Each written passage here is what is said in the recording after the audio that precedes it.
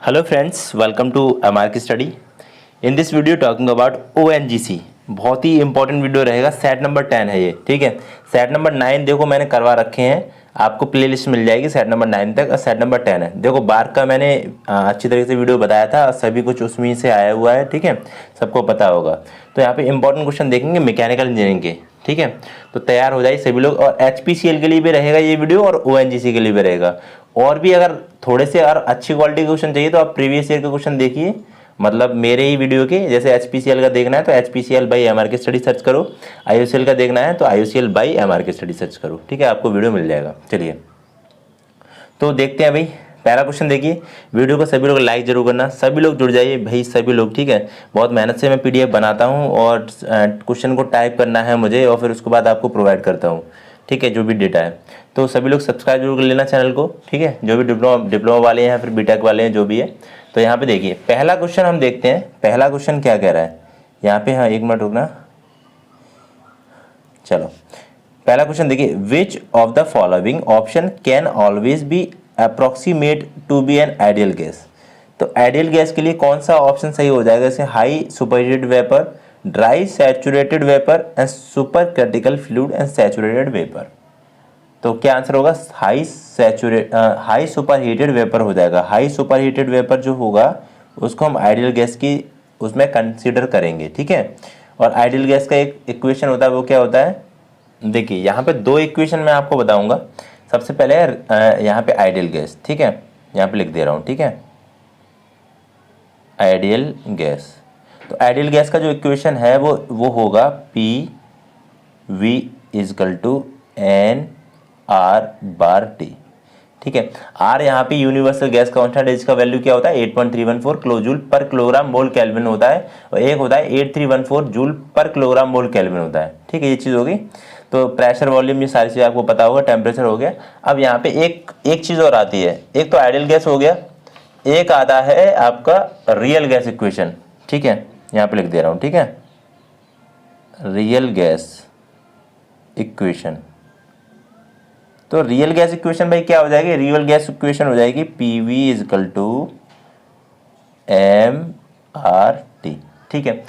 अब यहाँ पे जो M है वो मॉलिक्यूलर मास है, ठीक है, M मॉलिक्यूलर मास है। तो ये ध्यान रख लेना, ये है आपका रियल गैस इक्वेशन, ऊपर वाली है आइडियल गैस इक्वेशन। दोनों को इक्वेशन को याद रखना, ये क्वेश्चन आ जाता है एग्जामिनेशन में।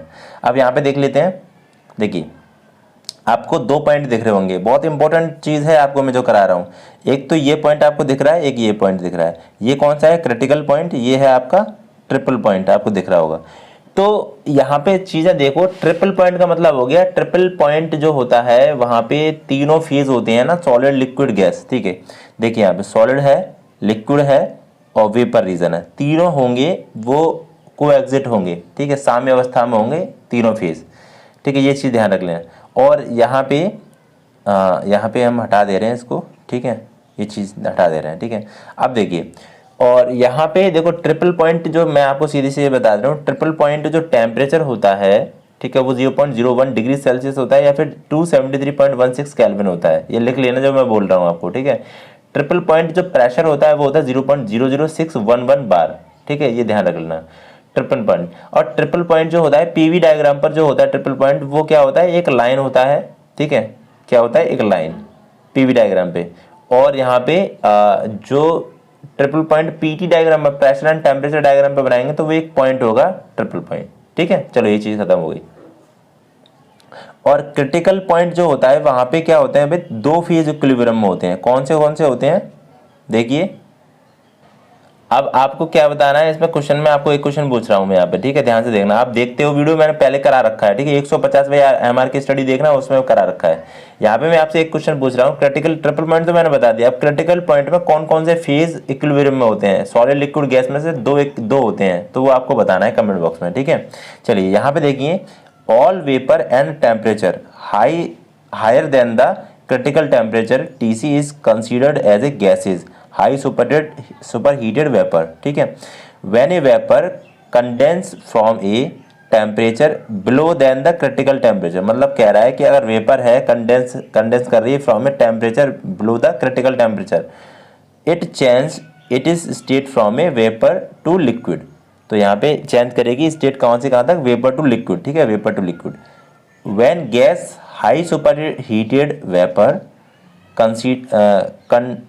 Condense it fall into the supercritical state which is not easily liquefiable, ठीक है। एक gas high superheated vapour is thus approximated as an ideal gas as it is never come under the liquid phase। चलिए दूसरा question देखते हैं, काफी important है, इसका आंसर सभी लोग कमेंट बॉक्स में बताइएगा जो आपको अगर आ रहा है तो, ठीक है, बताइए भाई। देखिए क्या है, a rectangular section has a 200 mm depth and 300 mm width है, चौड़ाई है इसकी। Determine the movement of inertia about the centroid axis parallel to the width. तो भाई देखिए भाई क्या है, आपको एक बॉडी दे रखी है, ठीक है, इस तरीके से, ये एक्स एक्स है, आपको सबको पता होगा, ये बाई बाई है, ठीक है, ये चीज़ हो गई। यहाँ पे बी जो दे रखी है आपको, बी, ये क्या है, बी है और ये डी है। तो देखिए क्वेश्चन में जो आपको बी दे रखा है, यहाँ पे लिख दे रहा हूँ, ठीक है, नीचे बी जो दे रखा है, चौड़ाई इसकी दे रखी है वो 300 mm दे रखी है, ठीक है, अरे 300 mm, ठीक है। और आपको जो डी दे रखा है, डी डायमीटर वो 200 दे रखा है, ठीक है, क्वेश्चन में 200 दे रखा है। अब क्या कह रहा है कि inertia, movement of inertia about the centroid axis parallel, ठीक है। तो मूवमेंट ऑफ इनर्शिया आपको निकालना है, मूवमेंट ऑफ, यहाँ पे MOI लिख दे रहा हूँ शॉर्ट में, ठीक है, मूवमेंट ऑफ इनर्शिया। तो यहाँ पे I और x के अबाउट होगा तो क्या हो जाएगा भाई, सबको पता होना चाहिए, BDQ/12 होता है, ठीक है। B कितना है भाई, B हमारा 300 है और ये 200 है, तो 300 × 200 और 200 का क्यूब करेंगे हम यहाँ पे और बटे 12, ठीक है। ये देखो काटो भाई, 6 दूनी बार, 6 से 2 बार काट दो और 6 पंजे 30, 50 हो गया, और 2 से ये 25 बार, ठीक है, ये हो गया। तो कितना आ जाएगा हमारा, 25 इंटू, यहाँ पे ये लिख दो 200 × 200 × 200, ऐसे लिख दिया मैंने। देखो 2 0 2 0 ये 2 0, तो कितना, और 25 का गुणा 2 में करोगे, यहाँ पे 2 2 कितना हो गया, 2 दूनी 4 दूनी 8, और 25 का 8 में करोगे तो 200 आ जाएगा, और इंटू 10 की पावर कितना हो जाएगा, 6, जो कि आंसर हो जाएगा, ठीक है। तो 2 से इंटू 10 की पावर 6, 200 इंटू 10 की पावर 6, ठीक है, मीटर mm4, ये वाला आंसर आपका हो जाएगा, ठीक है। समझ में आ गया, BDQ/12, कोई दिक्कत नहीं यहाँ तक। अब देखिए डिफाइन फ्री बॉडी डायग्राम, कभी आपने मैकेनिक्स पढ़ा होगा तो उसमें बोलते हैं ना फ्री बॉडी डायग्राम, तो इसका मतलब क्या है एक्चुअल में, तो कह रहा है पहला देखिए, a figure that represent external force acting on a body, a diagram that represent internal force acting on a body, a free hand sketch representing a body, a diagram that only represent movement of acting a body. क्या होगा भाई, correct answer क्या हो जाएगा इसका, सभी लोग बताइए। तो इसका करेक्ट आंसर हो जाएगा, देखो फ्री बॉडी डायग्राम जो होती है, a figure that represent external force acting on a body, कोई भी आपका फोर्स है भाई, ठीक है, ये ऐसे करके, तो इस पर कोई भी फोर्स आपका एक्टिंग कर रहा है इस तरीके से, तो हम इसको बोलेंगे फ्री बॉडी डायग्राम, ठीक है। चलिए नेक्स्ट क्वेश्चन देखिए, नेक्स्ट क्वेश्चन देखिए क्या है, the property by virtue of which sand mould is capable of withstanding a high temperature of a molten metal without fusing in known as, तो क्या बोलेंगे इसको, porosity, adhesiveness, cohesiveness and refractoriness, बताइए correct answer क्या हो जाएगा भाई, refractoriness, ठीक है, refractoriness हो जाएगा करेक्ट आंसर। अब यहाँ पे कुछ डिफाइन कर लेते हैं कुछ चीज़ है, property of moulding sand, moulding sand की प्रॉपर्टी कौन कौन सी होती है, जैसे प्रॉपर्टी यहाँ पे है रिफ्रैक्टरीनेस, क्या होती है, it is the property of a sand which enables it is resist the high temperature of a molten metal without breaking down or fusing, मतलब कोई भी ऐसी प्रॉपर्टी जो क्या करती है, मोल्टन मेटल में रेस्ट करती है विदाउट ब्रेकिंग और डाउन और फ्यूजिंग पे, ठीक है। नेक्स्ट देखते हैं पोरोसिटी और परमेबिलिटी, बहुत इंपॉर्टेंट है, बहुत बार आती है ये, पोरोसिटी क्या होती है और परमेबिलिटी, ये एक ही चीज़ होती है। तो it is the porosity of a sand which permit the steam and other gases pass through the sand mould. जैसे मान लो आपके पास, मैं आपको सीधे सीधे यहाँ पे बता दूं, देखो आपके पास कोई भी बालू है, ठीक है, बालू है, तो अंदर से मतलब उसके अंदर जैसे छोटे छोटे छेद छेद भी होंगे बालू के अंदर, बालू के अंदर छेद नहीं होंगे, मतलब वहाँ पे ऐसी जगह होगी जहाँ पे क्या है, गैसेस पास करें अंदर से, ठीक है। जैसे हमारा मोल्डिंग सैंड है, ठीक है, वहाँ से अंदर से गैसेस पास करें आउटसाइड, तो पोरोसिटी या फिर परमेबिलिटी उसको बोलते हैं, ठीक है। एडिसिवनेस का मतलब क्या हो जाएगा, it is the property of a sand due to which the Aedes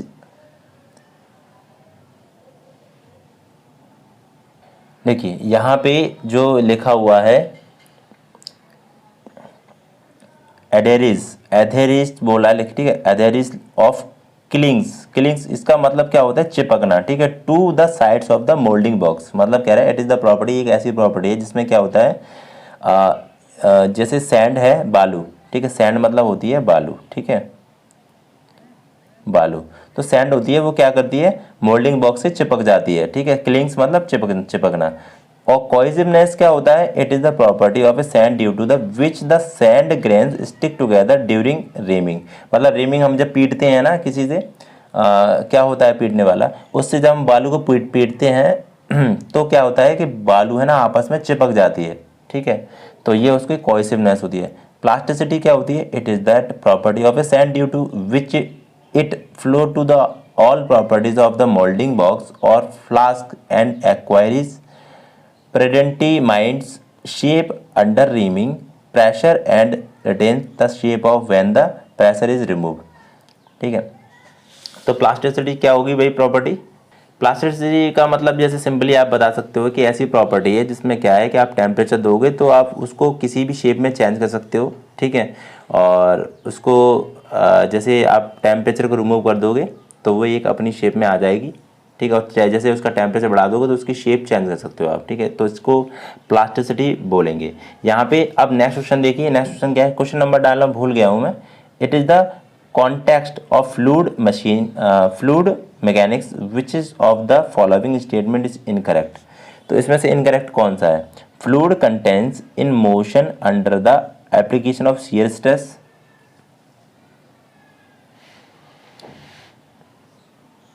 तो नेक्स्ट देखिए, fluid does not deform continuously under the shear stress, fluid can not sustain any shear stress when eight a rest, fluid deform under very small shear stress. तो भाई इसमें से आप answer बताइए, क्या answer correct हो सकता है इसमें से, बताइए सभी लोग बताना। तो क्या करेक्ट आंसर हो जाएगा, यहाँ पे बी ऑप्शन हो जाएगा, ठीक है, fluid does not deform continuously under shear stress. चलिए नेक्स्ट क्वेश्चन देखिए, a spur gear has a following specification of number of teeth, number of teeth आपको दे रखे हैं 22 एंड पिच साइकिल डायमीटर आपको दे रखा है 14 and find the value of pitch cycle diameter. तो यहाँ पे करेक्ट आंसर क्या हो जाएगा, करिए, देखो पिच साइकिल डायमीटर देखो क्या होता है, पी सी इजकल टू अगर निकालें हम तो पाई डी अपॉन टी हो जाता है, ठीक है, और यहाँ पे पाई कितना है 22/7, 7 करोगे इंटू डी कितना हो जाएगा अपना, डी है हमारा 14 एंड अपॉन यहाँ पे टी हो जाएगा आपका 22, ठीक है, 22 से 22 कैंसिल आउट हो जाएगा, 7 दूनी 14, तो दो आंसर आपका आ जाएगा 2 mm, ठीक है, कोई दिक्कत नहीं। अब आपको मैं एक चीज पूछ रहा हूँ, मॉड्यूल, अब मॉड्यूल बताना क्या होता है, मॉड्यूल क्या होता है ये आपको बताना है, ठीक है, मॉड्यूल डी अपॉन, ठीक है, चलो निकाल लोगे आप मॉड्यूल, आपको आंसर बताना है, ठीक है, इस कमेंट बॉक्स में आंसर बताना मॉड्यूल क्या होता है, और ये वाली जो वैल्यू रख के आप बताना क्या होता है, ठीक है, ध्यान से बताना बहुत ज़रूरी है। चलिए तो नेक्स्ट क्वेश्चन देखेंगे, रैक एंगल में भी, रैक एंगल में भी होता है पॉजिटिव होता है, नेगेटिव होता है, जीरो होता है, फिर ऑल ऑफ एबव होता है, बताइए क्या आंसर होगा इसका, करेक्ट आंसर होगा रैक एंगल जो होता है पॉजिटिव भी होता है, नेगेटिव भी होता है और जीरो भी होता है। अब इसका आंसर होगा ऑल ऑफ एबव। अब मैं आपको बता दूं, जीरो जो रैक एंगल जो होता है वो किस में होता है, ये आपका क्वेश्चन है, ठीक है, ये सारे क्वेश्चन मैंने करा दिए हैं, इसलिए मैं पूछ रहा हूँ कि टॉप लेवल की जो वीडियो है वो देखिए मेरी, और वहाँ से आपको क्वेश्चन मिलेंगे, ठीक है, ज़्यादा 20 से 25 टॉप वीडियो है, बाकी तो मैं कराते ही रहता हूँ जिसमें मैंने फुल डिफाइन किया कर रखा अच्छी तरीके से, ठीक है। तो जीरो रैक एंगल किस में होता है वो आप बताना, जैसे मैं आपको बता दूं आयरन में होता है या फिर ब्रास में होता है, ठीक है, ये ऐसे करके ऑप्शन है तो आप बताना, ठीक है। बाकी देखते हैं। देखो पॉजिटिव रैक एंगल आपको दिख रहा होगा, इस तरीके से आपका ये बनता है, और नेगेटिव रैक एंगल इस तरीके से बनता है। ठीक है, ये आपको ये दिख रहा है नोज रेडियस, ये आपकी झुक जाती है इस तरीके से। चलिए बाकी ये हटा दे रहा हूँ मैं, जिससे आपको समझ में आ जाए बाद में। ठीक है, अब देखिए पॉजिटिव रैक एंगल मतलब it is use when there is a requirement of a less cutting force, मतलब जहाँ पे लेस कटिंग फोर्स होता है, and use for low strength material like a mild steel.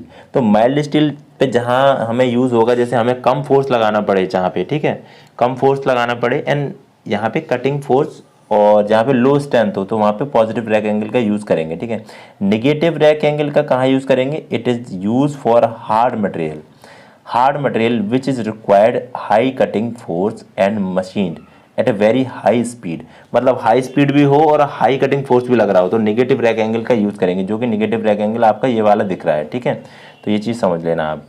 और अगर हाई कटिंग स्पीड में अगर आप ये वाला यूज़ कर दोगे, यहाँ पे ये नोज़ है वो क्रैश हो जाएगी, SH, ठीक है, क्रैश हो जाएगी, समझ लेना। ठीक है, जीरो रैक एंगल भाई देखिए, it is use for gear cutting, for thread manufacturing, brass, cast iron and machine with zero rake angle. तो आपको पता ही चल गया आंसर, ब्रास और कास्ट आयरन के लिए यहाँ पे हम जीरो रैक एंगल का यूज़ करते हैं।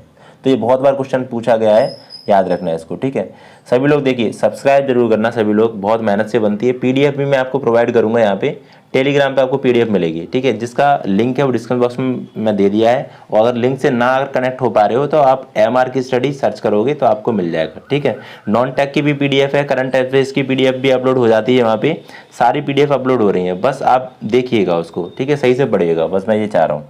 चलिए, तो नेक्स्ट क्वेश्चन देखिए, it is effective length of column, it is twice the actual length the column is.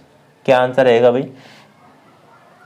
देखो ये कह रहा है इफेक्टिव लेंथ है एक कॉलम इज ट्वाइस, मतलब 2L हो जाती है, L बराबर यहाँ पे 2L हो जाती है। तो यहाँ पे ये क्वेश्चन अभी बार में पूछा गया था इसी टाइप का। तो क्या आंसर होगा? Fix eight one and, free at the other and. ठीक है, क्या हो जाएगा भाई? आंसर ए हो जाएगा। ठीक है, fix at the one and and free at the other and, L बराबर 2। तो यहाँ पे क्या आ जाएगा? फिक्स, एक एंड पे फिक्स है, ठीक है, एक एंड पे फिक्स है, जैसे मान लो ये फिक्स हो गया और ये इस तरीके से ये हो जाएगा फ्री। ठीक है, तो ये L बराबर यहाँ पे जो हो जाती है वो 2L के बराबर हो जाती है। वहाँ पे कुछ फिक्स एंड फिक्स ही दे रखा था, L बराबर L/2 करके। चलो मैं देख लेता हूँ। ठीक है, यहाँ पे कुछ दिख रहा है? नहीं दिख रहा। ठीक है, एंड कंडीशन देखिए, इफेक्टिव लेंथ देखिए ये है, अगर बोथ एंड हिंज होंगे तो L बराबर L होगा, वन एंड हिंज और अदर एंड फ्री होगा तो L बराबर 2L हो जाएगा। बोथ एंड फिक्स होंगे तो L बराबर L/2, one and fix other hinge होगा तो L बराबर L/√2 हो जाएगा। ठीक है, ये ध्यान रखना। चलिए क्वेश्चन देखिए next, if the speed of the governor fluctuate continuously, fluctuation का मतलब समझ रहे हैं, ऊपर नीचे एकदम से, अगर हमारा गवर्नर ऊपर नीचे हो रहा है, टाइप ऑफ गवर्नर भी कर लेना। ठीक है, तैयार कर लेना। एबव एंड बिलो, ऊपर नीचे हो रहा है, एबव हो रहा है, बिलो हो रहा है, then the mean speed which of the following statement is true. क्या बोलेंगे भाई? इसको जैसे हमारा गवर्नर अचानक से ऊपर जा रहा है, नीचे जा रहा है, तो इसको हंटिंग बोलते हैं। ठीक है, governor is said to be hunting. ठीक है, ये हो जाएगा।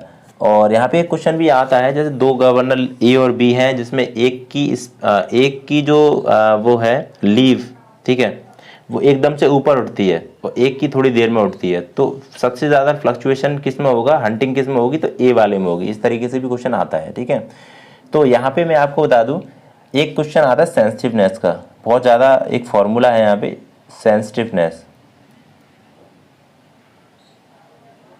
Sensitiveness of governor. ठीक है, सेंसिटिवनेस ऑफ गवर्नर क्या होते हैं? 2n2 minus n1 upon n1 plus n2। ठीक है, ये फॉर्मूला आप याद रखना, इससे क्वेश्चन भी आ जाते हैं। तो सेंसिटिवनेस ऑफ गवर्नर का फॉर्मूला है। ठीक है, और एक आइसोकोरोनिस कोएफिशिएंट ऑफ स्टडीनेस, ये आपका फ्लाई व्हील की यूज होता है, वो उसका आप अगर चाहें तो आपका आंसर बता सकते हैं उसका क्या आंसर होगा, ठीक है, इस टाइप का ही होता है, अब उसका आंसर बताना अगर आपको आता है। चलिए ये लास्ट क्वेश्चन है और इसका कमेंट बॉक्स में आप आंसर देंगे, ठीक है, कमेंट बॉक्स में आंसर देंगे इसका। और इस टाइप के क्वेश्चन देखो बहुत आते हैं। अब मैं बीम पे थोड़ा सा क्वेश्चन कराऊंगा, परेशान मत होना, बीम पे क्वेश्चन कराएंगे हम बोर्ड पे, ठीक है, सीधे सीधे एक एक दो दो करके बीम पे थोड़ा प्रैक्टिस करेंगे क्योंकि बीम के क्वेश्चन अब ज़्यादा आने लगे हैं। A simply supported beam length 3 metre carries a concentrated load 15 kilo newton at a distance of a 1 metre from left support, the maximum bending moment of the beam. तो भाई सिंपली सपोर्टेड बीम है, length 3 metre है, simply supported beam हो गया तुम्हारा, ये length कितनी है 3 मीटर, ठीक है। क्या है भाई, कॉन्सेंट्रेटेड लोड 15 किलो न्यूटन, देखो एक लोड लगा हुआ है 15 किलो न्यूटन, ठीक है। Distance at a 1 metre from left support, ठीक है भाई, यहाँ से कैंटिलीवर तो नहीं है, सिंपली सपोर्टेड बीम, ठीक है। 1 मीटर, ये टोटल लेंथ तो ये एक मीटर पे लगा हुआ है, ठीक है, ये यहाँ से ये लोड जो लगा हुआ है इस तरीके से। तो क्या कह रहा है, लेफ्ट सपोर्ट से, तो लेफ्ट है, ये लेफ्ट है भाई, ये राइट है, ठीक है, दिख रहा है ना, कोई दिक्कत नहीं। तो यहाँ पे पूछ रहा है आपको कि मैक्सिमम बेंडिंग मोमेंट क्या होगा, तो इसका आंसर आप सभी लोग कमेंट बॉक्स में ज़रूर बताना, ठीक है। नहीं आता है इसका तो आप बता ज़रूर देना कि सर लास्ट वाला क्वेश्चन आप बता दीजिएगा, क्वेश्चन नंबर डालना भूल गया हूँ, क्वेश्चन सिर्फ 10 ही हैं, 11वां क्वेश्चन ये, तो कोई दिक्कत नहीं, इसकी PDF आपको टेलीग्राम पे मिल जाएगी, ठीक है। बाकी फाइनली आप सभी लोगों से रिक्वेस्ट है कि आप सभी लोग मेरे चैनल को जरूर सब्सक्राइब कर लीजिएगा, बहुत टाइम हो गया है और सब्सक्राइबर बहुत हमारे कम हैं, तो बड़ा दुख होता है, ठीक है। बाकी मैं आपको पूरा सपोर्ट करूंगा, आपको जिस भी टॉपिक पे आपको क्वेश्चन चाहिए वो मुझे बता देना, और उसका वीडियो मैंने ज़्यादातर वीडियो मैंने बनाई रखे हैं जहाँ तक है, ठीक है। टेलीग्राम ग्रुप को जरूर ज्वाइन कर लेना, टेलीग्राम पे आपको क्या है PDF भी मिल जाती है, ठीक है, और सारी PDF मिलेगी, नॉन टेक की भी मिलेगी, टेक्निकल भी मिलेगी, मैकेनिकल की। बस ये है कि मैं आपसे चाहता हूँ, देखो बस आपसे एक रिक्वेस्ट है कि अभी टारगेट जो है वो 20K का है, 20K सब्सक्राइबर,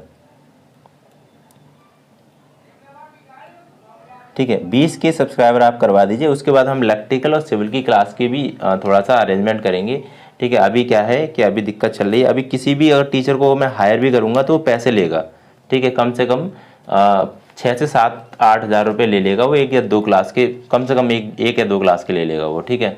तो मैं चाह रहा हूँ कि आप कम से कम 20,000 सब्सक्राइबर करवाइए, जल्दी से कोशिश करिए, ठीक है, शेयर